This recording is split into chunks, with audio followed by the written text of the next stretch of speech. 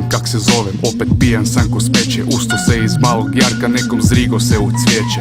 Kak sam ovdje došao i koji sam kurac radio, ničeg se ne sjećam ko da mozak sam izvadio.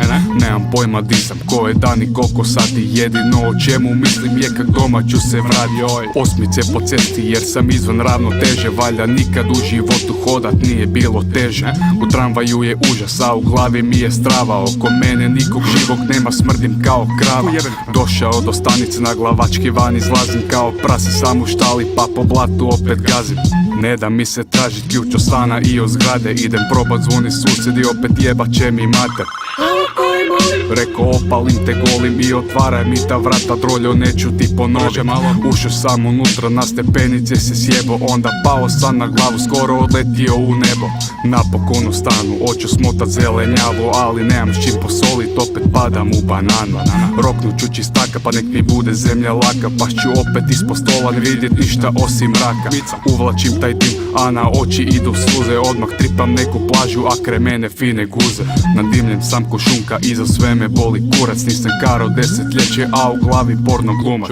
A zapravo sam jadnik koji nema ni za gaće, stare šuze, dezić kapa i podrapane mi hlače. Krpa mjesec dana da si mogu platit drolje, ali one kad me vide bježe dalje, brže, bolje. Zadnja kad je došla, ostao sam bez kune žive, jer je zbrisala iz stana dok ja išao sam po pive. Htio sam se ubit, skočiti sa vrha zgrade, jer sam stvarno teški klošar i za ništa nemam nade. Al dosta sad o tome jer me čeka nova priča, nova večer, nova pljuga, nova alkoholna pića. Kupio si dvogust, tak da neću biti žedan, kada s listinga do kraja krećem pičkice da gledam.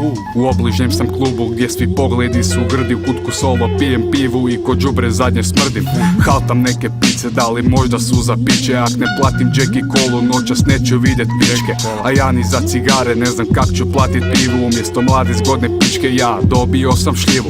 Letim van iz kluba na Glavačke, nasred parka, šaka trbuh, noga, glava, onda kreće cipelarka. I krenuo sam doma toga usranoga petka, idem na spavanac, a sutra iz početka.